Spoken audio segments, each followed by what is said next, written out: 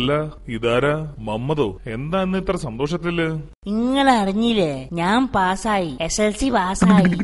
ആണോ? നീ എന്ന് തുടങ്ങിയ പരിപാടിയായത്? അതിപ്പോ ഓർമ്മ ശരിയാണെങ്കി 28ാമത്തെ ആണ്.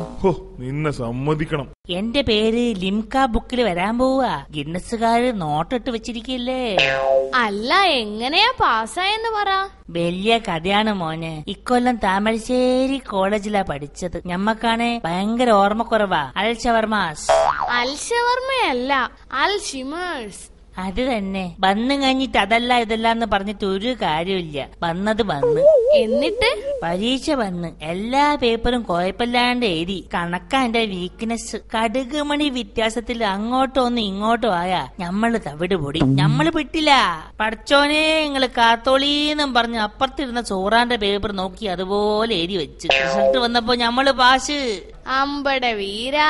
ടിൻഡു, നീ അകത്തേക്ക് ചെല്ല്, പഠിക്കാൻ സമയമായി. ഞമ്മള് വരുന്നേ.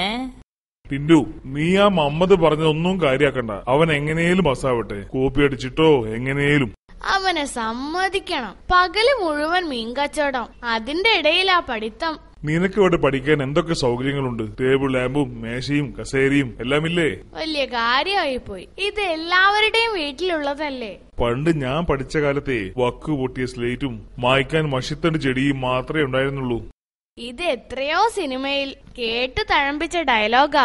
എത്ര കേട്ടിട്ടും നീയൊന്നും നന്നാകുന്നില്ലല്ലോടാ. നിനക്കറിയാമോ എബ്രഹാം ലിങ്കണിനെ പറ്റി?